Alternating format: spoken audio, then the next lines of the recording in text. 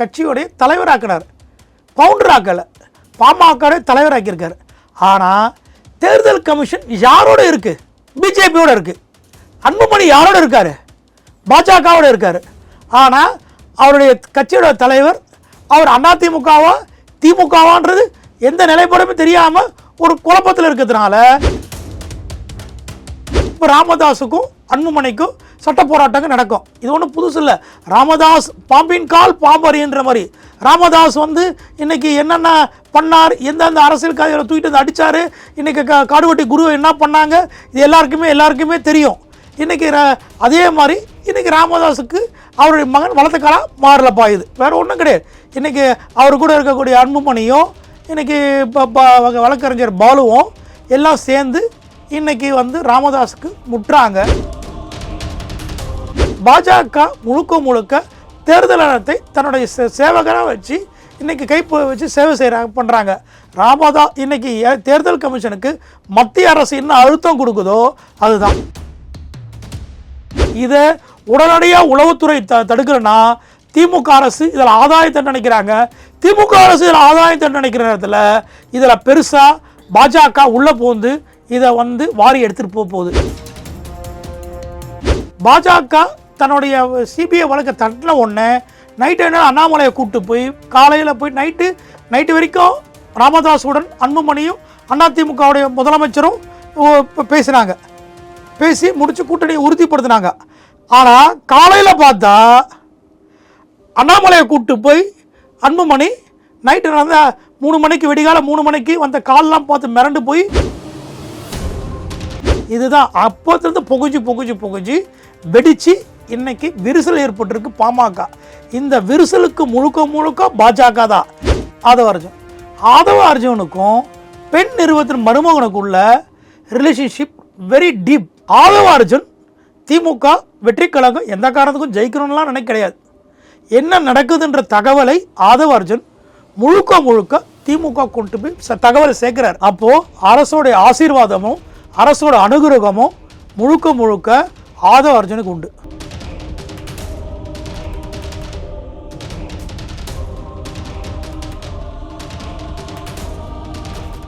Real one நேயர்களுக்கு வணக்கம். இன்று நம்முடன் நேர்காணலுக்காக தமிழ்நாடு ஓபிசியின் தலைவர் தாமோதர் யாதன் அவர்கள் இருந்திருக்காங்க. வணக்கங்க. அன்புமணி அவர்கள் பாமகவோட நிரந்தர தலைவர் அப்படின்னு சொல்லி தேர்தல் ஆணையம் அதிகாரப்பூர்வமா நிரூபிச்சிருக்காங்க. ராமதாஸ் அவர்களின் கோரிக்கையை தேர்தல் ஆணையம் ரத்து பண்ணியிருக்கு. இது எப்படி சார் பாக்குறீங்க? இல்லைங்க, பாமகவுடைய பவுண்டர் தலைவர் டாக்டர் ராமதாஸ், அது ஊர் உலகத்துக்கே தெரியும். ஆனால் தன்னோட மகனை கட்சியோடைய தலைவராக்கினார், பவுண்டர் ஆக்கலை, பாமகவுடைய தலைவராக்கியிருக்கார். ஆனால் தேர்தல் கமிஷன் யாரோட இருக்கு? பிஜேபியோட இருக்கு. அன்புமணி யாரோட இருக்காரு? பாஜகவோட இருக்காரு. ஆனால் அவருடைய கட்சியோட தலைவர் அவர் அதிமுகவா திமுகவான்றது எந்த நிலைப்பாடுமே தெரியாமல் ஒரு குழப்பத்தில் இருக்கிறதுனால, ஆனால் இன்னைக்கும் ராமதாஸ் அவர் பாஜகவோட வரேன்னு சொன்னால் உடனடியாக பாஜகவுடைய அவர் உடனடியாக ராமதாஸை தலைவராக உடனே டிக்ளேர் பண்ணிடுவாங்க. ஆனால் ராமதாஸோடைய செயல்பாடுகள் கேள்விக்குறியாக இருக்கிறதுனால தான் அன்புமணியை விட்டுறக்கூடாதுன்றதுனால எல்லா வகையிலையும் அன்புமணிக்கு அவருக்கு சப்போர்ட் பண்ணி தான் இன்றைக்கி எலெக்ஷனுக்கு அவரை தலைவராக டிக்ளேர் பண்ணுறாங்க. ஆனால் சட்டப்பூர்வமாக நிறைய இதுக்கு இருக்குது. ஏன்னா இது உடனடியாக இது நடந்துட போகிறதில்ல. இது சம்மந்தமாக எலெக்ஷனுக்கு அப்பீல் போக போகிறாங்க, ஹைகோர்ட்டில் மென்ஷன் பண்ண போகிறாங்க. சட்ட ரீதியாக பல போராட்டம் அதிமுக என்ன போராட்டம் அரசியல் ரீதியாக ஓபிஎஸ் இபிஎஸ்க்கு நடந்த போராட்டங்கள் இப்போ ராமதாஸுக்கும் அன்புமணிக்கும் சட்ட போராட்டங்கள் நடக்கும். இது ஒன்றும் புதுசு இல்லை. ராமதாஸ் பாம்பின் கால் பாம்பறின்ற மாதிரி ராமதாஸ் இன்றைக்கி என்னென்ன பண்ணார், எந்தெந்த அரசியல் கைகளை தூக்கிட்டு வந்து அடித்தார், இன்றைக்கி காடுவெட்டி குருவை என்ன பண்ணாங்க, இது எல்லாருக்குமே தெரியும். இன்றைக்கி அதே மாதிரி இன்றைக்கி ராமதாஸுக்கு அவருடைய மகன் வளர்த்த காலம் மாறலப்பா. இது வேறு ஒன்றும் கிடையாது. இன்றைக்கி அவர் கூட இருக்கக்கூடிய அன்புமணியும் இன்றைக்கி வழக்கறிஞர் பாலுவும் எல்லாம் சேர்ந்து இன்றைக்கி ராமதாஸுக்கு முட்டுறாங்க. அது தாய்க்கும் பிள்ளைக்கும் உள்ள யுத்தம். அதில் இதில் குளிர் காயறது பாஜக முழுக்க தேர்தல் ஆணையத்தை தன்னுடைய சேவகராக வச்சு இன்றைக்கி வச்சு சேவை பண்ணுறாங்க. இன்றைக்கி தேர்தல் கமிஷனுக்கு மத்திய அரசு என்ன அழுத்தம் கொடுக்குதோ அதுதான். இன்றைக்கி தமிழ்நாட்டில் தேர்தல் சூழ்நிலை என்னைக்கு இப்போ 5 மாதத்துக்கு தேர்தல் வந்தோம் நம்ம எல்லாரும் சொல்லிகிட்டு இருக்கோம். ஆனால் மத்திய அரசு அங்கே என்ன நடக்க போகுது, என்ன சூழ்நிலை நம்ம சாதகமாக வரன்றதை பயன்படுத்தலாம். ஏன்னா இன்றைக்கி திமுக தென் மாவட்டங்களில் தான் தென் மாவட்டத்தில் ஏதோ ஒரு விஷயம் பண்ணணும் அவர் நினைக்குதான். தென் மாவட்டத்தில் சாதி கலவரத்தை தூண்டுறதுக்காக திமுகவுடைய மாவட்ட செயலாளர்களே சில செயல்பாடுகள் அங்கே நடந்துட்டுருக்கு. இது அரசியல் ரீதியாக எல்லாம் தெரியும். ஆனால் இன்றைக்கி ஒரு பக்கம் திமுக தென் மாவட்டத்தில் ஒரு சாதி கலவரத்தை தூண்டி அரசியல் ஆதாயம் நடக்குன்னு நினைக்குது. அதே நேரத்தில் பாஜக அப்படின்னு நினைக்குது. மத்திய மாவட்டத்தில் இன்றைக்கி வட மாவட்டங்களில் பார்த்தீங்கன்னா திருமாவளவனை வச்சு திமுக ஒரு சாதி கலவரத்துக்கான உருவாக்கக்கூடிய அனைத்து விஷயங்கள் நடக்குது. உடனடியாக தமிழக அரசு தான் அவருடைய கட்சி தான் பண்ணுறாங்க. ஆனால் இங்கே முதலமைச்சருக்கு எதுவும் தெரியறதில்லை, தூங்கிட்டு இருக்கார், ஆழ்ந்த கும்பகரண தூக்கத்தில் இருக்கார். இன்றைக்கி இருக்கக்கூடிய அதிகாரிகளும் அவருடைய செயல்படும் உளவுத்துறை விழித்து இந்த தமிழகத்தில் அமைதியாக இருக்கக்கூடிய மக்கள், அண்ணன் தம்பி தாய் மாமா மச்சான்ற பழகக்கூடிய மக்களை பாதுகாக்க வேண்டும்ன்றது தான் எங்களை மாதிரி பொது வாழ்க்கையில் இருக்கக்கூடிய எங்களை மாதிரி ஆட்களுக்கு அதுக்கான ஸ்மோக்கிங் இருக்கவே தான் உடனடியாக இன்றைக்கி கூட மாநில அரசு உளவுத்துறையோட ஏடிஜிபிக்கு ஐஜி உளவுத்துறைக்கும் லாண்டர் ஏடிஜிபிக்கும் நாங்கள்லாம் மெயில் போட்டிருக்கோம். ஏன்னா தென் மாவட்டத்தில் இருக்கக்கூடிய இன்றைக்கி இப்போ பெருந்தலைவர்கள் தேவர், அடுத்து வீரன் அழகுமுத்துக்கோன், இதுக்கு இன்றைக்கி இருக்கக்கூடிய திமுகவுடைய மாவட்ட செயலர்கள் இன்றைக்கி பார்த்தீங்கன்னா எல்லா இடத்துலையும் போஸ்ட் ஓட்டியிருக்காங்க. என்ன ஓட்டியிருக்காங்க? வீரன் அழகுமுத்துக்கோன் தேவர், வீரன் அழகுமுத்து கோனை விட்டாங்க, கோனை விட்டு தேவர்னு போடுறாங்க.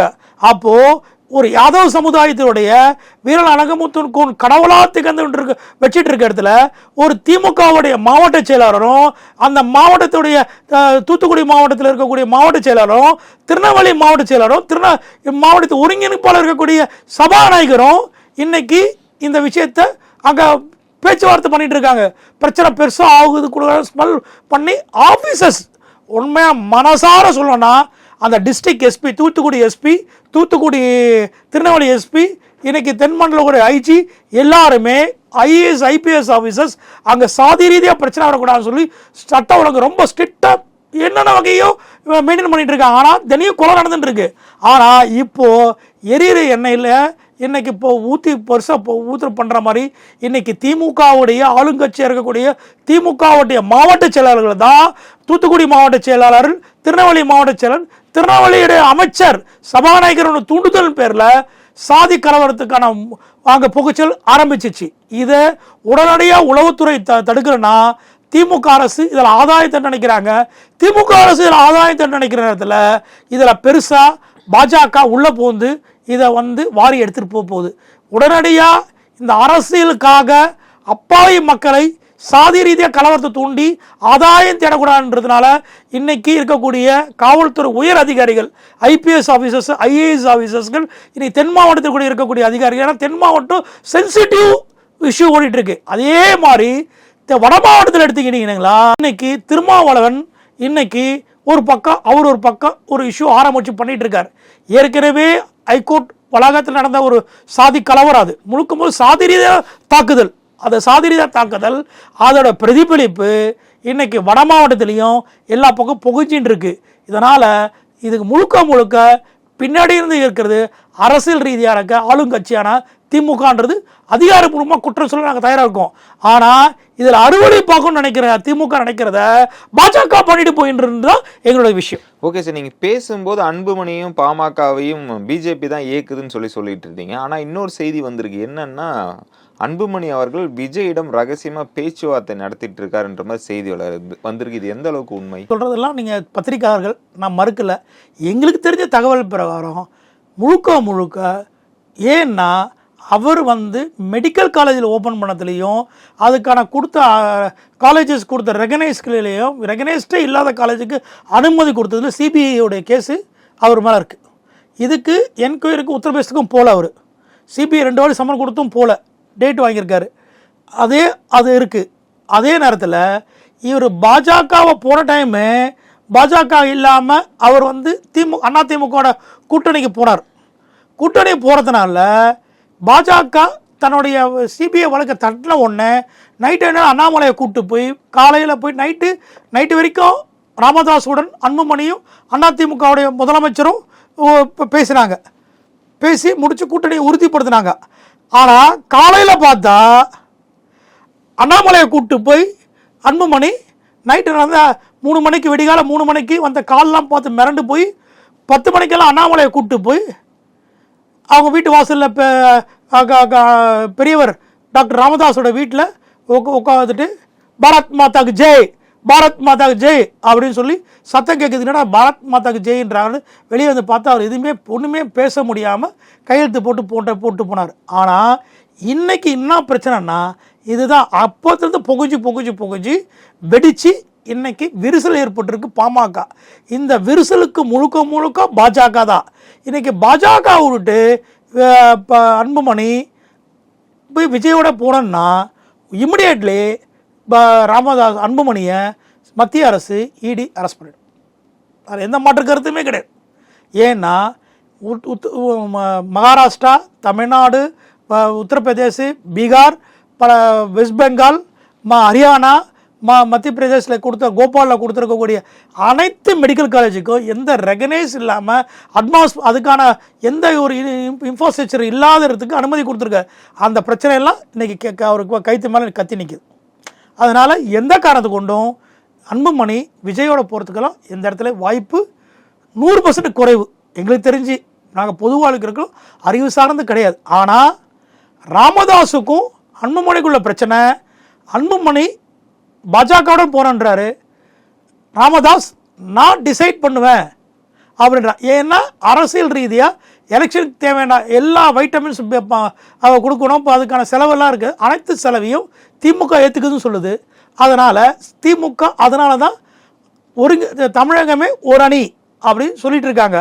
அதில் ராமதாஸையும் சேர்த்து தான் மறைமுகமாக அவருடைய மருமகன் சபரீசன் முழு நேரமும் கோகாமணியோட மகனுடன் கோகாமணியும் ராமதாஸுடன் அனைத்து வகையான கம்யூனிகேஷன் நடந்துட்டு இருக்கு. அது எந்த மாற்று கருத்து கிடையாது. ஏன்னா மருமகன் இந்த பக்கம் கோகாமணியின் மகன், கோகாமணி எல்லாரும் ராமதாஸுடைய மூளை செலவு செய்துட்டு இருக்காங்க. ஆனால் அன்புமணிக்கு பிரச்சனை, இந்த பக்கம் போனால் நம்ம ஜெயிலுக்கு போக முடியாது. செயலுக்கே போகாத ஒரே அரசியல் தலைவர் பாண்டு கோல்ட் ஸ்பூன் ராமதாஸ், அன்புமணி தான். ராமதாஸ் கிரவுண்ட்லேருந்து வந்தவர், கிரவுண்ட் லீடர். ஜெயிலை பார்த்தாரு, போலீஸ் அடின்னா பார்த்தாரு, கலவரத்தை பார்த்தாரு, எல்லாமே பார்த்துருக்காரு. ராமதாஸ் அன்புமணி தூசிக்கூறு மேலப்படாத ஹைடெக் பாலிடிக்ஸ் அவர் தான். தமிழக வெற்றி கழகத்தின் தலைவர் விஜய் அவர்கள் என்னன்னா தொடர்ந்து ஆளுங்கட்சியை விமர்சனம் பண்ணிட்டு தான் இருக்காரு. முதல்வர் ஸ்டாலின் அவர்களையும் விமர்சனம் வச்சுட்டு தான் இருக்காரு. இதை குறித்து திமுக எந்த ஸ்டெப்பும் தமிழக வெற்றி கழகத்தின் மீது எடுக்காம இருக்கு, ஒரு விமர்சனம் கூட வைக்காம இருக்கிறது ஒரு கேள்வியாகவே இருக்கு. என்ன போயிட்டு இருக்கு சார்? இப்போ ஒரு விஷயங்க, போன எலெக்ஷனில் திமுகவுக்கு ஸ்ட்ராட்டஜிஸ்டாக இன்னைக்கு ஒர்க் பண்ணவர்